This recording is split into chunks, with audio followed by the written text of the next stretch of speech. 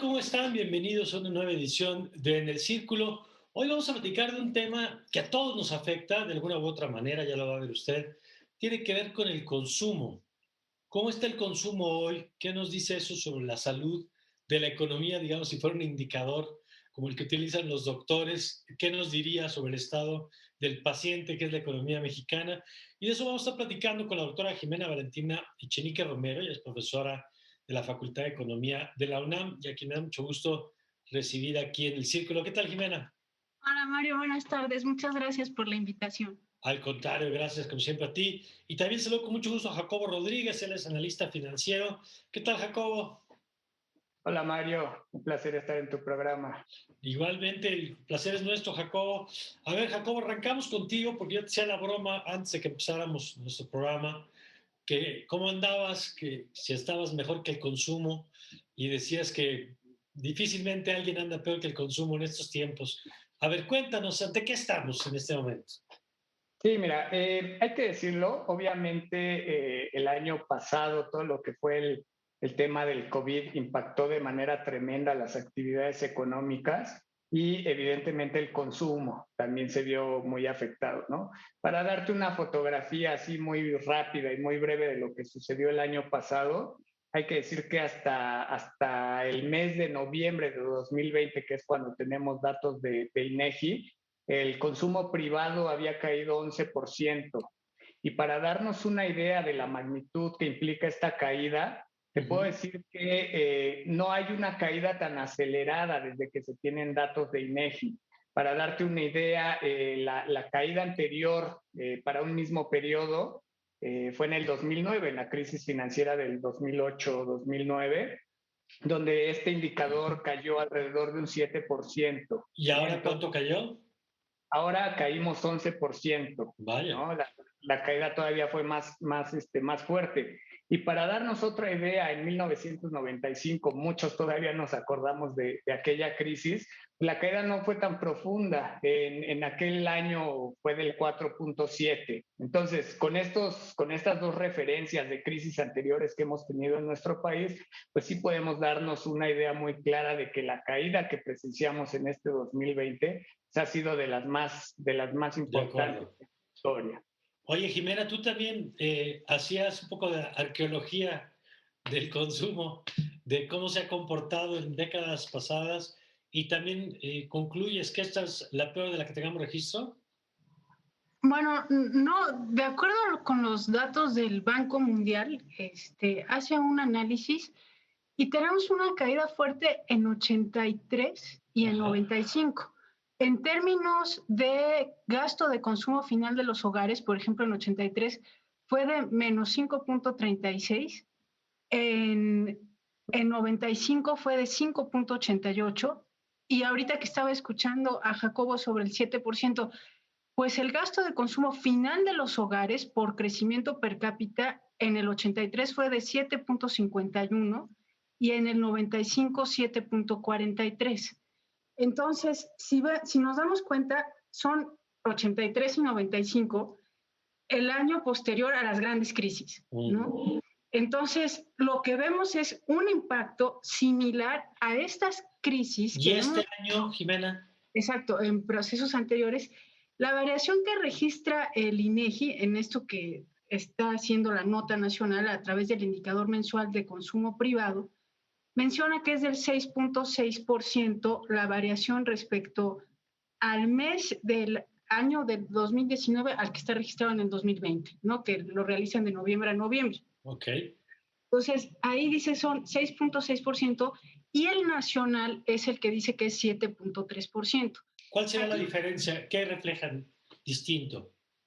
lo que refleja distinto es que la contracción de este consumo, a diferencia de los años que destacan en el Banco Mundial 83-95, es que esos dos, 83 y 95, fueron crisis financieras, ¿no? Bueno, de distinta calibre, porque en el Sí. 83 fue un problema de deuda, ¿no? De cómo hacer frente a la deuda externa, y en el 95 un problema de déficit en cuenta corriente, y ahora tenemos que es un problema no por contracción de los mercados mundiales en términos financieros o un pánico financiero como sucedió en el 2008, ahora tenemos que es por un shock que empezó a ser de oferta, que fue porque separaron la producción a nivel mundial y que termina siendo un shock de demanda, ¿no? O sea, está la pandemia, nos paramos, ahora sí que se para la maquinaria, entre comillas, porque destaca mucho en esta encuesta, en este reporte de la encuesta que hace el INEGI, que no descendió tanto en el indicador mensual de consumo los bienes importados. Y esto es muy importante porque no quiere decir que no se contrajeron tanto las cadenas de suministro. Entonces, o sea, no necesariamente son bienes de consumo. No, sí son bienes de consumo. Lo que pasa es que México tiene una alta dependencia para producir de los bienes importados. Entonces, se cayó más el consumo privado de bienes nacionales que de bienes importados. Okay. Y eso está incluso estudiado. No dejamos de importar. Ahora, déjame detener, antes de regresar con Jacobo, yo quisiera, si nos puedes explicar un poco este comportamiento que decías, que es el año posterior a la crisis. ¿A qué se debe que el primer golpe, digamos, todavía no se refleja del todo en nuestros hábitos, en nuestro consumo, sino que esto se va reflejando poco a poco? Exactamente. Lo mismo lo vemos en la crisis, ¿no? En 82 sucedió, en 94 sucedió y lo vemos reflejado después, 83, 95, igual ahora. Lo vamos a empezar a ver reflejado después porque siempre, aunque el nivel de ahorro en la sociedad mexicana es demasiado bajo, cuando ahora sí que hicimos frente a las primeras etapas de pandemia que fue con los ahorros, ¿no? Ahora cada vez se va a ir mermando más el poder de consumo porque el ahorro va disminuyendo, el de los hogares. Por eso también la sociedad sale a trabajar, porque se acaba esa reserva, ¿no? Entonces, por eso vamos pensando más en la intertemporalidad del consumo, dirían los economistas. Y ahí diría yo que son 3 factores claves los que determinan el consumo. El ingreso, que depende del empleo, la tasa de interés y el crédito. Y ahora vemos que estos 3 indicadores, el ingreso a través del empleo, bueno, pues el IMSS dice ya recuperamos, estábamos en 19.902.000 en octubre de 2020, en diciembre, después en noviembre 20 millones, en diciembre se cae otra vez a 19 millones, pero se va recuperando este trimestre. Entonces el ingreso a través del empleo se puede ir recuperando a largo plazo. Podría ser algo que solvente los problemas del consumo. La tasa de interés, lo podemos mencionar más adelante o como quieran ahorita, es muy importante para el nivel de consumo porque mide lo que decía la intertemporalidad. ¿Qué quiere decir? Si la tasa de interés baja, como lo está haciendo el Banco de México, el valor presente aumenta de los ingresos nominales. Entonces, vamos a decidir más consumir hoy que ahorrarlo y meterlo al banco, porque la tasa de interés está cayendo. Entonces, la baja de la tasa de interés podría ser un factor que promueve el consumo presente. Y el crédito. El crédito es muy importante, lo dijimos del programa pasado, que hay una tendencia a descender el crédito, no tanto como la contracción del PIB. Y aquí es donde están, bueno, los programas de la 4T, del crédito a la palabra y todos estos programas de bienestar que podrían solventar el impacto sobre el consumo que tiene la pandemia. Volveremos sobre estos elementos en unos momentos, Jimena. Pero a ver, Jacobo, yo quisiera retomar esto que planteaba la introducción. Si el consumo es un indicador de la salud, primero, si es que es válido tomarlo, Jacobo, como un indicador de la salud de la economía. Y segundo, si fuera así, ¿qué nos está diciendo este comportamiento pues, comparable con estas grandes crisis, ya sea un poquito más, un poquito abajo, pero de todos modos nos habla de momentos históricos recordados justamente por crisis económicas y por el impacto social que eso tuvo? ¿Qué nos estaría diciendo este dato, Jacobo? Claro que sí. Mira, nada más me gustaría puntualizar algunos datos. Yo lo que mencionaba de caída del 11% es el promedio que se hace del mes de enero hasta el mes de noviembre, ¿no? La caída anual. Y coincido con Jimena en todo lo que menciona, aunque sí me gustaría más meterme al detalle de cada uno de los conceptos que ella mencionaba, ¿no? Tasas de interés, empleo, etcétera. Pero creo que vale la pena profundizar más adelante en todo esto. Y lo mencionas muy bien, el consumo es un referente bastante importante de lo que es la economía nacional. Tan solo para darte algunos datos, ya sabemos que todo lo que tiene que ver con el comercio pues está dentro de las actividades terciarias, esto por los componentes del PIB, y tan solo el comercio representó en el 2019 el 17.5%, ¿sí? Entonces es una de las actividades más importantes. También es importante mencionar que de toda la población que está ocupada, pues alrededor de un 25% lo hace justamente en el comercio, ¿no? Entonces, es un referente bastante importante. Hay otras actividades que son muy importantes, la manufactura, por ejemplo, pero el comercio sin duda es de las que más peso tiene.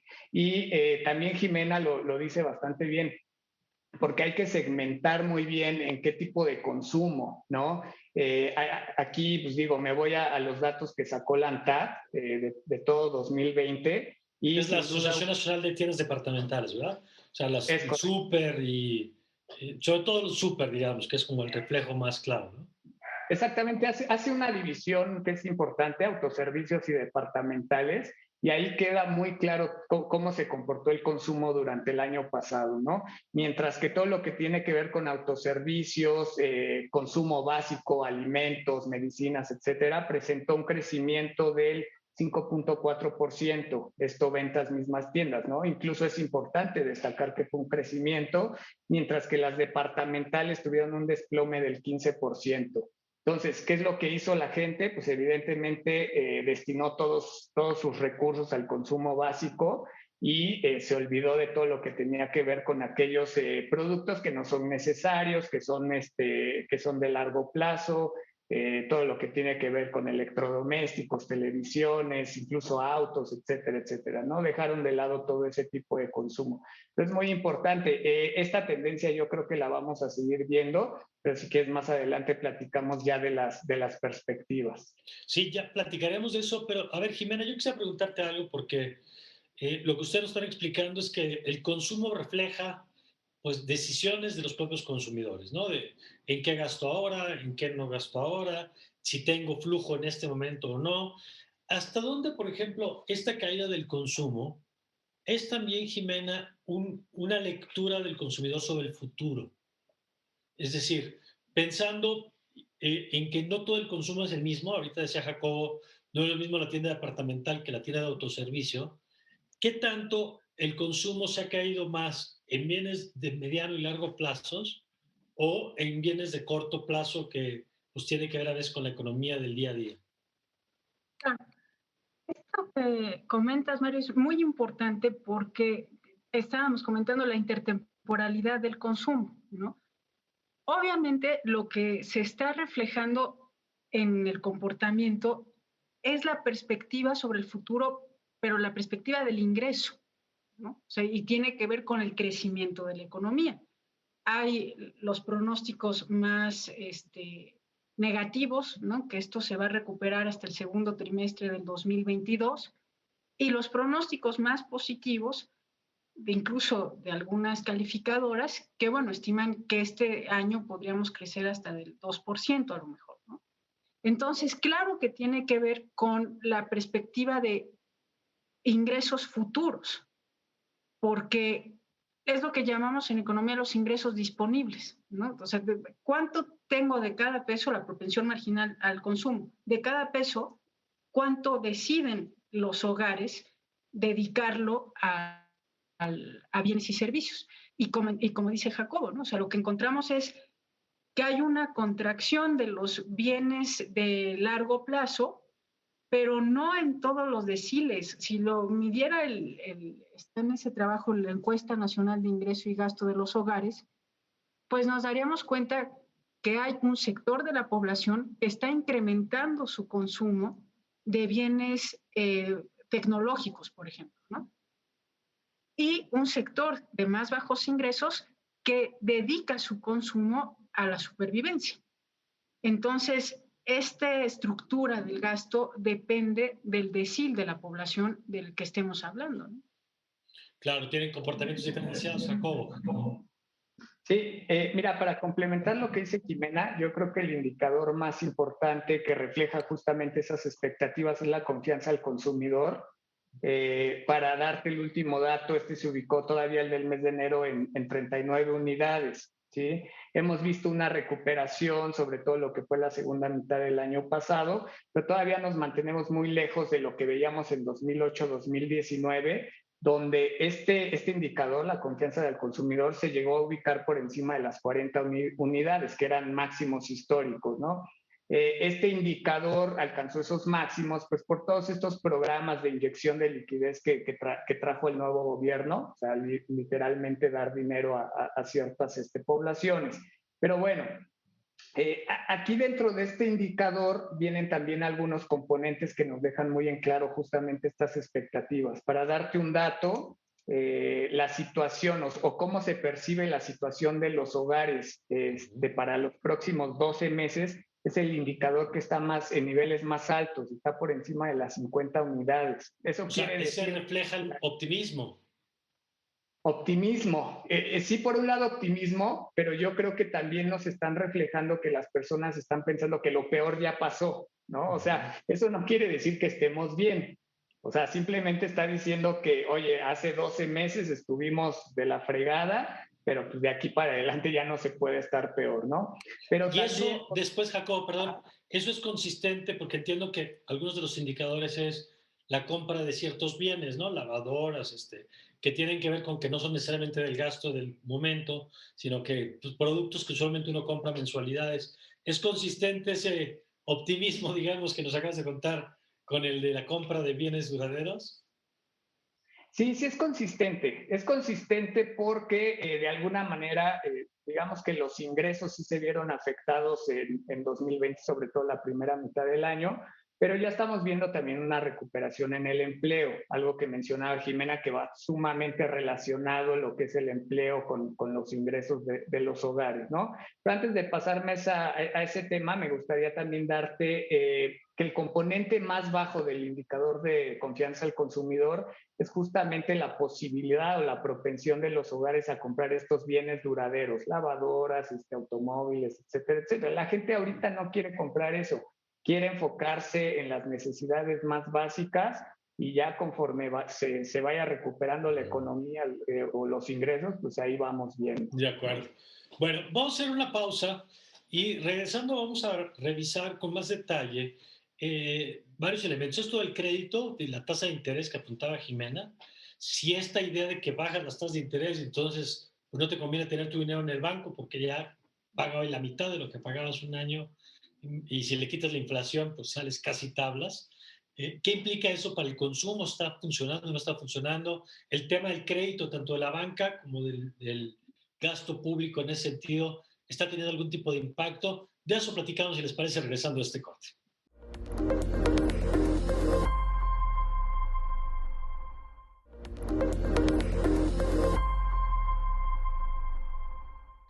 Ya estamos de vuelta aquí en el círculo y a ver, yo quisiera, Jimena, que nos detuviéramos un poco en esto que tú apuntabas hace rato. Decías tres factores que explican el tema del consumo. Uno tiene que ver con los ingresos, evidentemente va de la mano del empleo, que hay una recuperación que además en parte va de la economía informal, por supuesto, pues porque la gente no se puede quedar sin tener un ingreso, dado que no hay un piso social, digamos, un seguro de desempleo, cosas así que en otros lados permite a la gente mantenerse fuera del mercado laboral. Aquí la gente trata de regresar lo más pronto que pueda por un asunto de elemental sobrevivencia.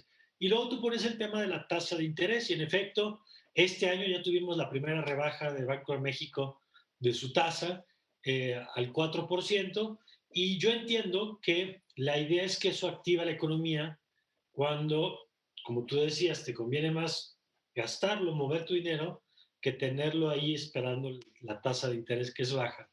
En tu opinión, ¿está teniendo estos efectos? ¿Sí está incentivando el consumo como la teoría debe ser? Porque entiendo que un componente es la tasa de interés, pero también está la expectativa del futuro y hay muchas otras variables, pues, además de la tasa, ¿no?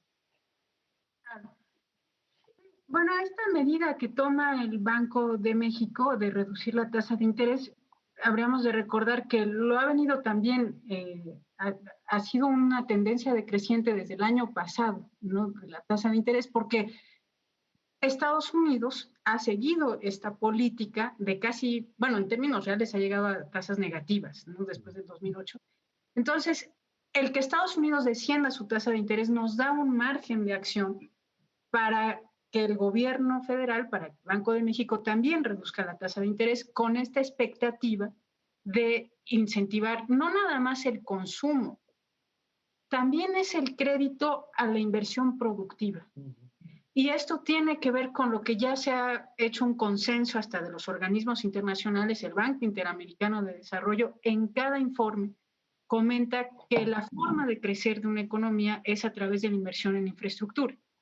Entonces, la reducción de la tasa de interés no nada más el impacto es en términos de consumo inmediato, que la gente pudiera acceder a un crédito para solventar las necesidades básicas, sino incrementar el crédito para proyectos productivos. Y esto lo tendríamos los resultados si es positiva o negativa la decisión del Banco de México, no la vemos en el corto plazo. Ya. Porque un proyecto productivo tarda en madurar. Pero, por ejemplo, recuerdo hace unos meses cuando el presidente le reclamaba un poco a la banca privada, decía, a ver, nosotros estamos haciendo lo que se puede, el propio Banco de México tomó medidas para facilitar que la banca comercial pudiera colocar créditos, y lo que decía la banca comercial es, pues sí está el dinero, pero no hay quien venga a pedir el crédito. Y no hay quien venga a pedir el crédito otra vez por un tema de incertidumbre sobre el futuro. ¿Qué tanto está funcionando si es que sabemos con ese indicador, pues de si la gente está, las empresas están buscando este recurso? Está aumentando, lo habíamos comentado, bueno, no doy la palabra a Jacob, pero el programa pasado era el hipotecario, ¿te acuerdas? Y eso Sí, era que generaba la expectativa de tener un activo que genere ingresos futuros. sí. Pero también comentamos que el problema de que la banca no dé crédito es el grado de monopolio, y lo dijo la Comisión Nacional Bancaria y de Valores. La banca privada en México tiene un alto grado de monopolio y eso es lo que ha impedido que se expandan los créditos o microcréditos. La banca de desarrollo es la que tiene casi a sus espaldas y el crédito al consumo, pero es mínimo, porque incluso la cartera de la banca de desarrollo, la mayor la tiene Banobras, la mayor proporción. Entonces, evidentemente, la reacción de la banca privada al descenso de la tasa de interés no es en igual proporción a lo que se esperaría que tenga para iniciar un periodo de Ya. crecimiento. A ver, Jacobo, ¿tú cómo lo estás viendo? Porque además entiendo que el crédito al consumo muchas veces no es el crédito necesariamente bancario, es la tarjeta de crédito también lo que termina financiando, que es de las tasas más altas, ¿no? Sí, sí, me gustaría mencionar algunas cosas. México es un país poco bancarizado. La verdad es que la población en general no tiene mucho acceso, digamos, a los créditos de consumo. Y esto tiene que ver con lo que mencionaba Jimena, ¿no? La banca en México, digamos, es un grupo pequeño, no hay gran competencia, pero bueno, esas son otras situaciones. Entonces, al ser México un país poco bancarizado, pues también el hecho de que bajen las tasas de interés no te va a impulsar el consumo. Esa es una realidad. Y tan solo para decirte algo, estaba revisando algunos datos de la Comisión Nacional Bancaria y la cartera de crédito vigente específicamente del consumo el año pasado cayó 11%, ¿no? Hemos visto que desde el año pasado, antepasado, el Banco de México ha estado reduciendo su tasa de referencia, pero eso no ha impulsado el consumo y mucho menos en una crisis. ¿Por qué? Porque México es un país poco bancarizado, hay que reiterarlo. Al cierre de 2020 se cancelaron 1.5 millones de tarjetas de crédito, que bien lo mencionas tú, es el instrumento más utilizado para acceder al consumo tal cual, ¿no? A este crédito. Y mira, esto yo lo veo de alguna manera, sí, definitivamente la baja de tasas no está incentivando el consumo, pero también me deja ver que pues los consumidores de crédito, pues de alguna manera están siendo disciplinados, ¿no? Muchas personas a lo mejor hubieran pues, adquirido un montón de cosas ahorita con las fiestas de diciembre, con el Buen Fin, hubieran corrido a endeudarse la tarjeta de crédito, pero pues tampoco lo estamos viendo así. O sea, esta caída en el consumo de bienes no duraderos También es nos un está reflejando aprendizaje. que la gente está haciendo. Exactamente, porque no quieren caer en esos problemas que se tuvieron en otras crisis de que pasa 1 año, 2 años, 3 años o más y uno sigue amarrado con las deudas hasta el cuello, ¿no? Entonces, eso por un lado.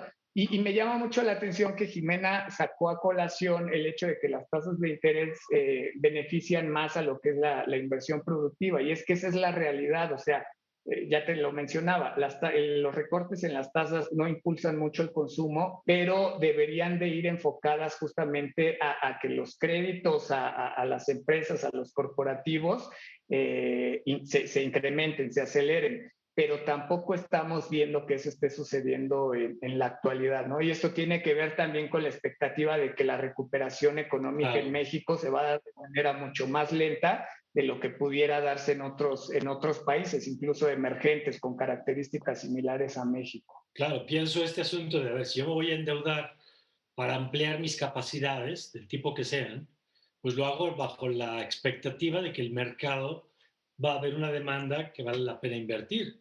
Si yo estoy anticipando que la economía va a recuperarse lento o va a tardar un par de años, pues no tiene mucho sentido en ese momento invertir, salvo que sea crédito para sobrevivir, digamos, más que para la inversión. No sé, ahora Jimena, tú apuntabas un tercer componente que te vamos siguiendo al pie de la letra tus 3 puntos.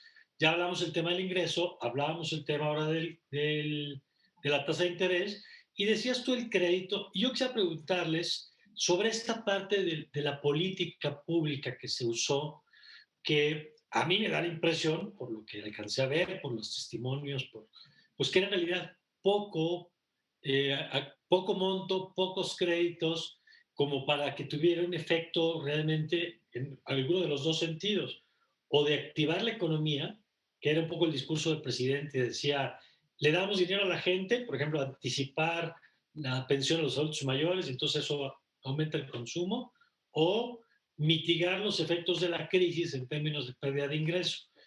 En tu opinión, ¿tuvo algún efecto de los datos que tenemos disponibles? ¿Tuvo algún efecto esta inyección de crédito?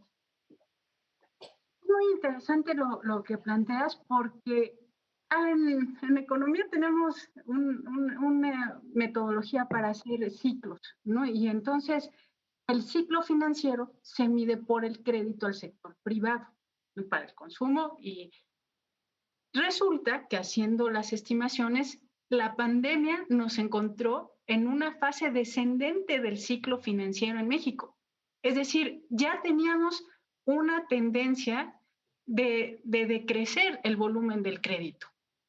Entonces, no nada más tiene que recuperar el crédito ante la contracción económica por la pandemia, sino recuperar el crédito frente a un ciclo financiero que ya venía en descenso desde, bueno, lo vemos aquí con algunas estimaciones, desde el 2018, desde el tercer trimestre del 2018, ya esta sensibilidad que tiene el ciclo ya lo venía resintiendo, ¿no? Entonces, ¿qué se ha hecho para tener el crédito, para que el crédito dinamice el consumo? Habría que decir que no, ninguna medida parece que ha logrado. Les voy a dar un dato. En 1961, el gasto de consumo en proporción del PIB de los hogares y de las empresas no rentables, no profit, era del 76.8% del PIB. Todos los 60 estuvimos en 70% y después, si me sigo viendo 80, los 90, los años 2000, no logramos superar ese 70% y nos estancamos en un 65% de gasto de consumo sobre el PIB de los hogares. Y eso que hemos atravesado desde el 60 hasta el 2020, numerosos ciclos financieros. ¿Pero eso qué quiere decir, Jimena? Las medidas de inyección de liquidez para incrementar el crédito no van a poder rebasar el 65% en términos del consumo respecto al PIB, porque no lo han hecho otras medidas, que son las mismas que sigue el gobierno federal. Eso habría que decir. La inyección de liquidez a través de la renegociación de la deuda, de deshacerte de tu deuda de corto plazo para mandarla a largo plazo, que es lo que está haciendo el Banco de México, la Secretaría de Hacienda con los bonos, estas medidas ya las conocemos. La disciplina, la austeridad fiscal, ya lo conocemos. Este descenso de la tasa de interés quizá no era tan puesto en práctica en México, pero lo que quiero decir es que las medidas que ha tomado el gobierno para incrementar el crédito no han hecho que el consumo pase del 65-67% sobre el PIB desde hace décadas. Ya. Eso es lo que estaba tratando de decir. Sí. Que ahorita ya platicaremos, sobre todo en el siguiente segmento, sobre qué medidas se pueden tomar que sean efectivas, que provocan este círculo virtuoso, ¿no? Pero ahorita vamos a ir con Jacobo para que nos dé su opinión también. Si este gasto que hizo el gobierno en esta parte de los apoyos o de las transferencias de recursos tendría algún un efecto en el tema del consumo. No, definitivamente no, y lo vemos con la fuerte caída que presentó el consumo a lo largo del año pasado. Mucho se le criticó al gobierno pues esta falta de apoyos en todos los sentidos. De hecho, vimos acciones tomadas por el Banco Central, o sea, estímulos monetarios que fueron muchísimo más profundos de lo que pudo haber sido un apoyo fiscal por parte del gobierno. México, o sea, en proporción del PIB, menos del 1% fue lo que destinó, ¿no? ¿Qué es lo que hizo el gobierno realmente? Todos los programas que ya venía manejando, los programas de adultos mayores, a los estudiantes o bueno, a los adolescentes que no encuentran ni trabajo ni empleo, simplemente fue acelerarlos, adelantar algunos pagos de estos programas, pero no vimos nada adicional. Y yo creo que ahí viene una de las fuertes críticas que se le hace al gobierno. Hay muchos organismos internacionales que mencionan que México pudo hacer más al respecto. Pero bueno, yo creo que definitivamente lo que anuncia el gobierno como apoyos, pues no son como tal. Y tampoco lo ves del lado de la banca privada, como contábamos hace rato. No, la banca privada, mira, lo que hizo la banca privada fue también para mantener sana su cartera de crédito, aplazó algunos créditos, ya sean hipotecarios, de consumo de auto, ¿no?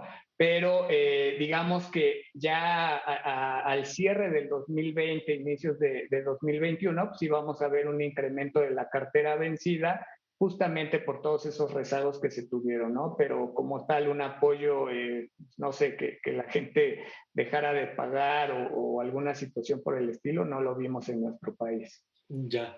Bueno, vamos a ir a un nuevo corte, porque lo que nos están explicando aquí nuestros invitados tiene que ver con que el consumo, cuando está a la baja, como es el caso, pues tiene efectos para el ciclo económico completo, ¿no? Menos demanda significa que hay menos necesidad de producción, menos producción a veces significa menos empleo, y menos empleo o más desempleo significa menos demanda, y entramos en estas espirales. Y lo que vamos a platicar regresando al corte es cómo le damos la vuelta, qué instrumentos existen, cómo, si es que el consumo se puede fortalecer, la experiencia, como decía Jimena, que hemos probado en otras partes o en otros tiempos, que ha funcionado o que no ha funcionado. De eso, si les parece, comenzamos regresando. Es una pausa muy breve y enseguida volvemos aquí en el cine.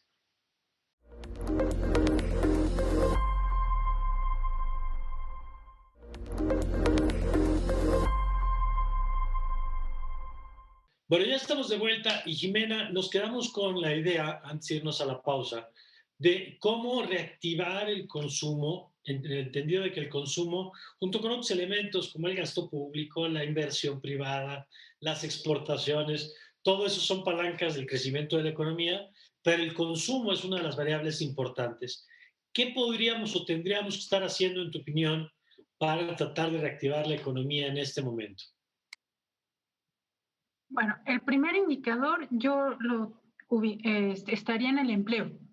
Para aumentar el empleo, la variable clave sería la inversión productiva.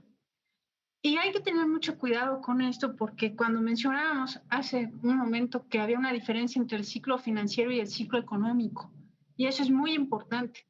El ciclo financiero lo define el crédito al sector privado y los precios de los bienes inmuebles. Y a mí me llama la atención cómo entre enero del 2016 y agosto del 2019 se tuvieron tasas de interés altas, llegando incluso al 8%. Y no obstante esas altas en la tasa de interés, si vemos el ciclo financiero, en ese periodo va en ascenso el ciclo.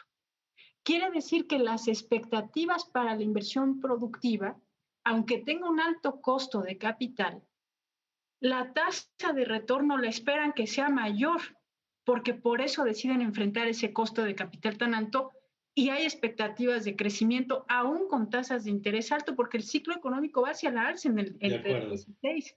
O sea, si yo creo que voy a vender más, que va a haber mercado, aunque me cueste caro, invierto. Exactamente. Y bueno, ahí habría una discusión teórica, ¿no? Algunos economistas a lo mejor me dirán que no tiene mucho que ver las expectativas adaptativas, que ha sido muy cuestionada esa teoría, pero al final del día los consumidores, los inversionistas, están en función de sus ingresos futuros. Eso es lo que les va a permitir hacer frente al costo de capital. Y de eso depende el tamaño de mercado. Ahora, parece, por los datos que vemos desde los 60, pues que es una economía que ya se quedó en ese 65% del PIB respecto al consumo, entre 65 y 70%. No es una baja proporción, pero ahora lo que tendríamos que ver es los encadenamientos productivos, qué expectativas de crecimiento tendrían en la economía mexicana. Y estamos, parece que un hoyo negro, porque si nosotros seguimos importando, aquí lo dice claramente el reporte del INEGI, los bienes de consumo importados no descendieron tanto, es desde el 0.3%. Entonces, se trata de incrementar el consumo, pero de bienes nacionales, para generar encadenamientos productivos sobre esta economía. No estar siendo una palanca de demanda de bienes extranjeros, De ¿no? acuerdo. Y a ver, Jacobo, en ese sentido, tu opinión sobre esto que estaremos desarrollando en este tercer segmento. ¿Cuáles son algunas de las medidas que se tendrían que estar tomando para tratar de reactivar? Decía Jimena el tema de la inversión, y la inversión tiene que ver con la expectativa de futuro. ¿Tú qué dirías que tendríamos que estar haciendo para tratar de fortalecer el consumo como una de las palancas de desarrollo? Hay distintos frentes donde todos tienen que trabajar de manera conjunta para impulsar el consumo, ¿no? Lo dice muy bien Jimena, o sea, no le busquemos tantas cosas a la situación. ¿Dónde está la solución? En la generación de empleo.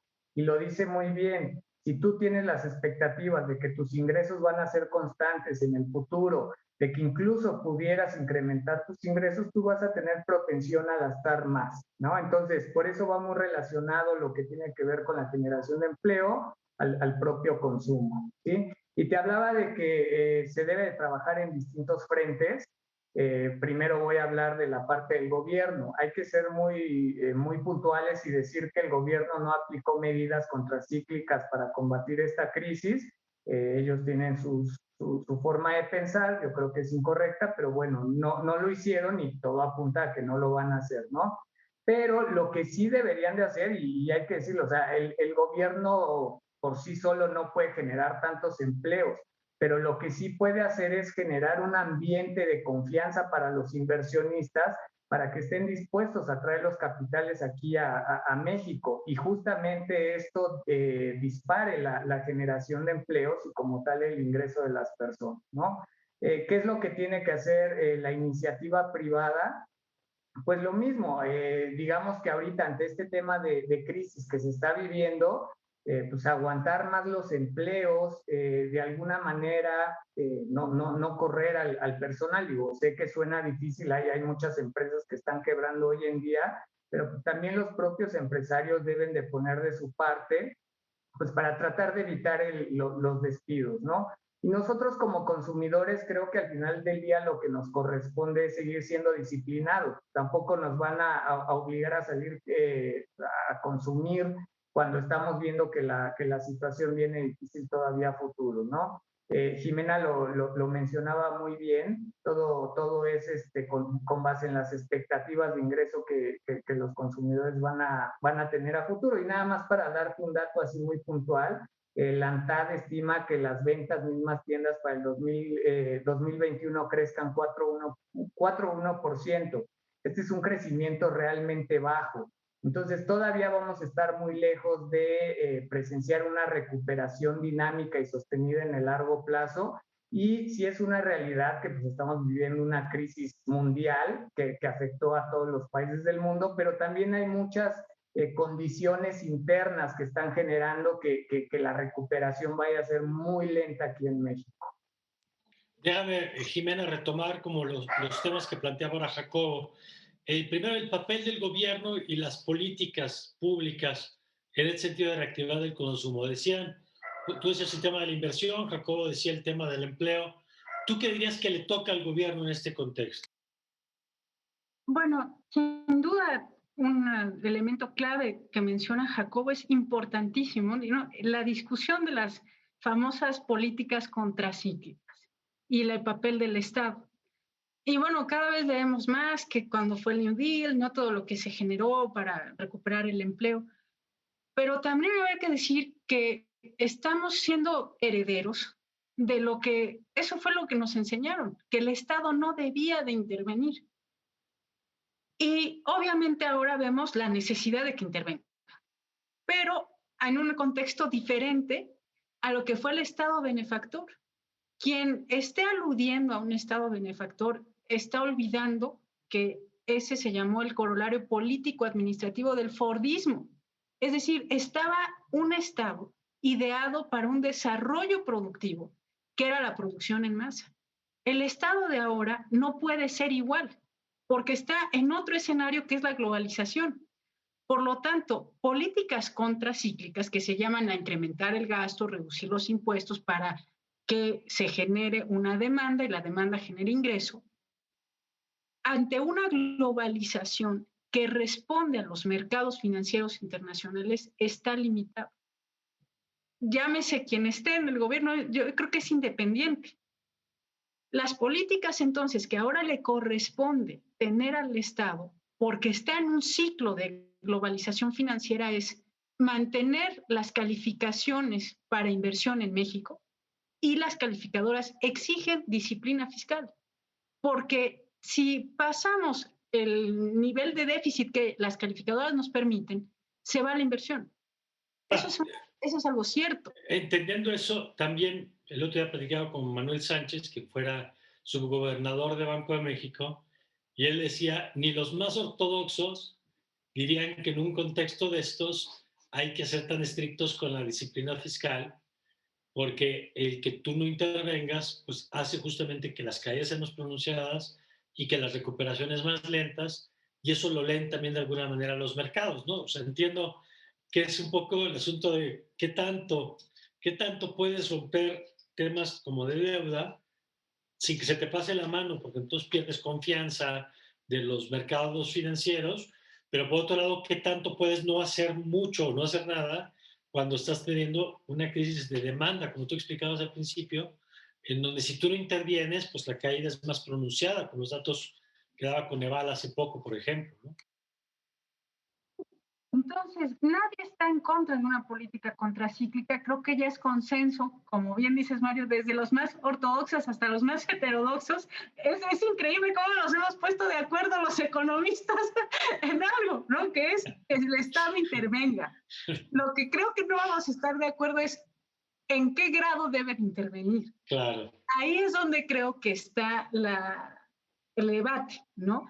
Y tiene que ver si está interviniendo, porque hay un gasto. En el momento en que hay un gasto público, interviene. ¿Para qué hay ese gasto público? Ahí deberíamos de reordenar las prioridades del gobierno federal. De acuerdo. Y yo quisiera preguntarle... Sigue siendo el Tren Maya, pues es obviamente algo que cuestionar, ¿no? Entre otras opciones. Y yo quisiera pedir tu opinión también sobre lo que decía Jacobo, sobre el rol del sector privado. Ahorita ya los dos han apuntado muy bien, porque Jacobo decía también el generar condiciones para la inversión, que es además del gasto, el otro componente, ¿no? El de la confianza, reglas que no se cambien a la mitad, en fin, una serie de variables ahí que se han señalado en otros programas y que quiero tomar ahorita, pero el tema del sector privado, ¿cómo lo ves? ¿Qué margen tiene? Porque en efecto, bien decía Jacob, estar en un contexto muchas veces de sobrevivencia, con dudas sobre el futuro, como para depositar en ellos la tarea de mantener el empleo, que lo entiendo que además lo tienen que hacer a la medida de lo posible por responsabilidad social, hasta por interés económico, pero ¿cómo ves el rol? El sector privado sin duda se mueve, lo confirmará Jacobo o no, que está más cerca al sector privado, la tasa de ganancia. No sé cómo decide una empresa invertir a través de la expectativa de la tasa de ganancia. ¿Qué determina la tasa de ganancia? La diferencia entre la venta del producto y el costo de producción. Entonces, ahí hay un dilema porque, por un lado, estamos aumentando el salario, que ya se ha comprobado que no tiene efectos significativamente negativos sobre los costos, y los que pudiera tener se solventan con la mayor demanda que esa persona que tiene un mayor salario le da al mercado. Entonces, ¿qué va a incentivar a la iniciativa privada? La tasa de ganancia. ¿Cómo va a incrementar la tasa de ganancia? Reduciendo costos.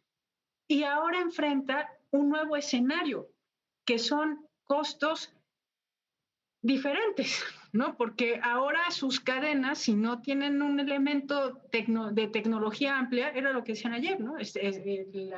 Los reportes de que están destinados a la quiebra las empresas que no logren reestructurar su sistema de producción, hacerlo más en cuestiones de alta tecnología, para hacer frente a las cadenas de suministro que ya están altamente con alta tecnología, ¿no? Entonces, va a depender de ello. Ya. Jacobo, ya casi para terminar, tu perspectiva para lo que viene en 2021, 2022 en términos de este comportamiento del consumo del que hemos estado platicando este programa. La expectativa es todavía de debilidad y de hecho aquí me gustaría poner entre comillas lo que va a suceder en 2021 para el consumo. Creo que lo que vimos en diciembre y enero de diciembre de 2020, enero de 2021, es un reflejo claro de lo que va a suceder con el consumo. Y con esto me quiero referir a que el comportamiento del consumo va a estar muy alineado a cómo se ve el ritmo de contagios, ¿sí? Vimos que en diciembre y en enero se aplicó nuevamente un semáforo rojo, sobre todo en Ciudad de México y Estado de México, y el consumo cayó de manera importante en esos meses. Las tiendas departamentales tuvieron que cerrar, algunas tiendas especializadas también lo hicieron, ¿sí? Entonces, esto nos deja muy en claro que a medida que se vaya dando el ritmo de contagios, las hospitalizaciones, pues pudiéramos regresar a semáforos rojos o incluso a restricciones de algunas actividades en específico, y sobre todo las de esparcimiento son las que se ven afectadas principalmente, ¿no? El cierre de plazas comerciales, el cierre de grandes lugares donde se pueda juntar mucha gente. Entonces, a medida que nosotros comencemos a ver una disminución en el número de contagios o que incluso se acelere el programa de vacunación, eso va a provocar que el consumo se pueda dinamizar de una manera muchísimo más acelerada. Entonces, con base en esto que te estoy comentando, yo creo que a como se ha dado ese programa de vacunación que considero que es lento, todavía la primera parte del 2021, la primera mitad va a ser de recuperación lenta para el consumo. Sí, una recuperación, hay que decirlo, porque la base de comparación es más baja. Vamos a ver crecimientos, pero tampoco para recuperar los niveles precrisis este año, ¿no? Creo que a medida que se vaya avanzando con el programa de vacunación a mayor número de población, pues sí, evidentemente las tasas de crecimiento de recuperación del consumo van a ser mucho más aceleradas. Y es importante que el consumo sea uno de las principales variables de recuperación, porque es un termómetro bastante preciso de cómo se comporta la economía en general de nuestro país. De acuerdo. Gracias, Jacobo. Jimena, tu proyección para este año. Mi proyección es que vamos a continuar en la fase descendente tanto del ciclo económico como del ciclo financiero, que lo vemos desde el tercer trimestre del 2018. Y coincido con Jacobo, y creo que es lo que observamos, que la recuperación económica estará en función del ritmo de vacunación. Y ese es un problema, ¿no? Porque hay mucha incertidumbre respecto a ello. Pero también de la recuperación, yo diría, del ciclo económico global. No es un problema aislado de México, y justamente estos encadenamientos productivos y apalancamientos financieros en los que estamos en esta fase nos hace también depender del crecimiento en otros países, particularmente en Estados Unidos. De acuerdo. Pues vamos a ver cómo se van comportando todas estas variables, el contexto internacional, el tema de la vacunación y la evolución de la pandemia en nuestro país y todos los otros elementos que han puesto sobre la mesa. Jimena, como siempre, un gusto. Muchas gracias. Muchas gracias, Mario. Jacobo, gracias. Muchas gracias a ti, Mario. Jimena, hasta luego. Muchas gracias. Gracias a los dos por explicarnos estos temas y gracias a ustedes por acompañarnos en esta edición más de En el Círculo. Ya sabe, comparte este programa a través de nuestras redes sociales, de sus propias redes y de las nuestras. Y le invito ahora a que continúe con nuestra programación y le deseo, como siempre, que tenga usted un magnífico día.